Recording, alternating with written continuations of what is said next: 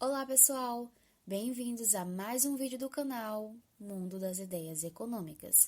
Eu me chamo Isabelle, sou discente de Economia da Universidade Estadual de Santa Cruz, UESC, que se encontra em Ilhéus, na Bahia. A nossa apresentação de hoje é sobre economia monetária, abordando pensadores como Knut Wicksell e Irving Fisher. Ao longo da evolução do pensamento econômico, a análise de problemas e soluções que envolvem o aspecto monetário sempre esteve presente nos relatos dos mais diversos pensadores. Dentro da escola neoclássica, um período pertencente ao século XIX, dois importantes teóricos, Knut Wicksell e Irving Fisher, aprofundaram o estudo do papel da moeda na economia e tiveram significativas contribuições no entendimento do fenômeno monetário. A escola neoclássica foi uma corrente de pensamento econômico que propunha uma revisão sobre a teoria existente na determinação de preços de bens, serviços e recursos do mercado, utilizando o conceito de utilidade marginal como fator adicional na formação dos preços de uma economia. Nesse novo conceito, não somente os custos de produção daquele bem justificavam a formação do seu preço, como também a utilidade marginal daquele produto deveria ser levada em consideração. À medida que acontecia um aumento no fluxo comercial global, a moeda e seus efeitos na sociedade começaram a ter uma necessidade de interpretação aumentada, principalmente por parte dos bancos centrais e das entidades governamentais dos países. Agora iremos falar sobre um importante teórico chamado Johann Gustav Knut Wicksell, que nasceu em Estocolmo, capital da Suécia. Foi um renomado economista e um célebre professor de economia política. Suas principais contribuições para a economia estão relacionadas ao papel das taxas de juros na obtenção de um equilíbrio no nível de preço, o papel dos governos e Banco Central em relação à estabilidade de preços e na abordagem poupança-investimento para o equilíbrio macroeconômico. Em relação à sua teoria do papel das taxas de juros no equilíbrio do nível dos preços, o primeiro passo para compreendê-la é entender de que forma se desempenha a chamada taxa natural ou taxa nominal, observada entre as pessoas que poupam ou adiam o consumo do capital real e aqueles que buscam aplicação deste em alguma atividade. O montante acumulado de capital real em posse de determinados indivíduos determina a oferta desse fluxo.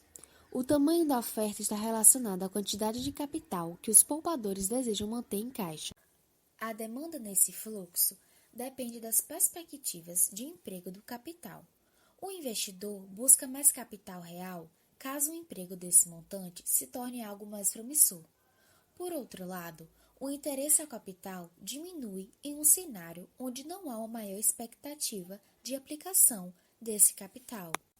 Já a taxa de juros de mercado ou taxa bancária age segundo princípios diferentes, visto que os bancos não estão restritos a somente seus fundos. Eles podem criar crédito para emprestá-lo ou também podem não utilizar todos seus recursos disponíveis. Portanto, é possível ter uma taxa superior ou inferior à taxa natural, o que impacta nos preços de uma determinada economia.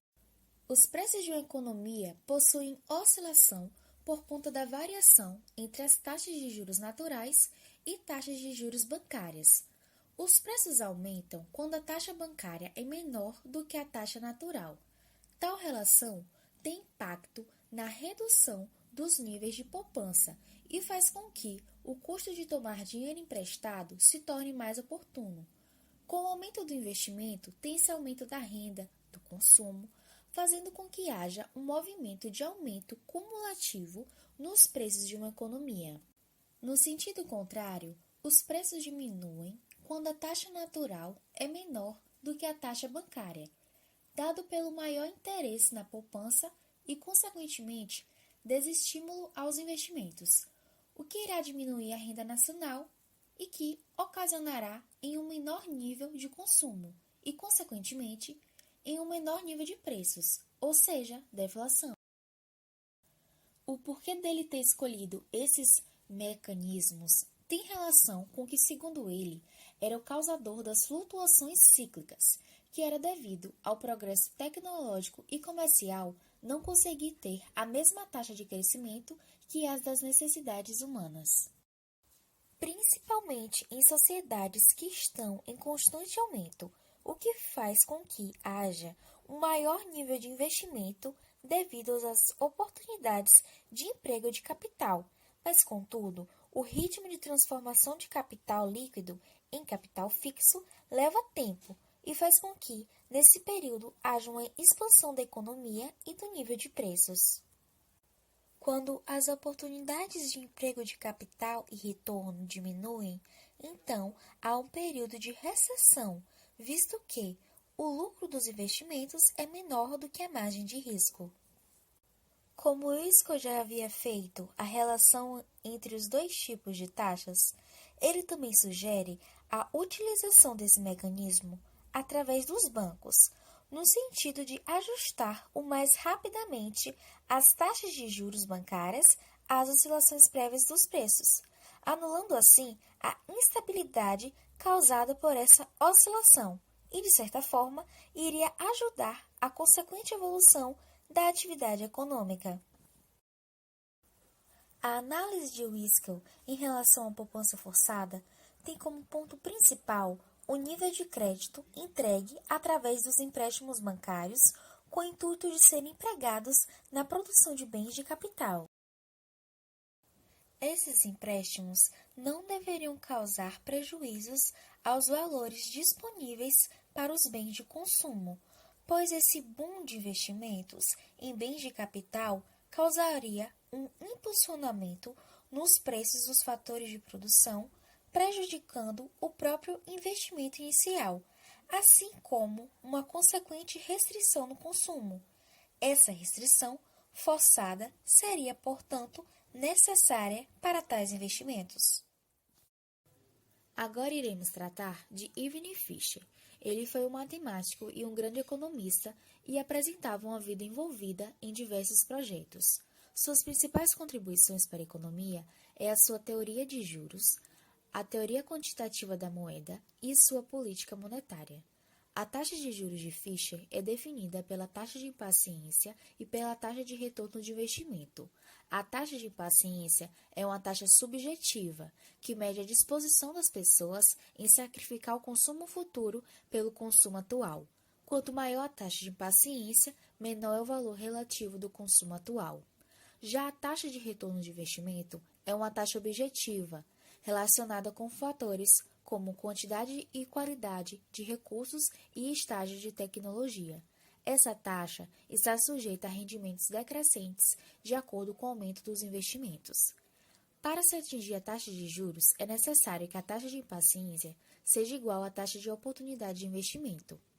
Ao chegarmos na taxa de equilíbrio entre essas duas variáveis, obtemos a taxa de juros real, que pode ou não ser igual à taxa de juros nominal, pois a taxa de juros nominal está relacionada também com a inflação esperada, tendo sua fórmula sendo igual a taxa de juros nominal igual a taxa de juros real mais inflação.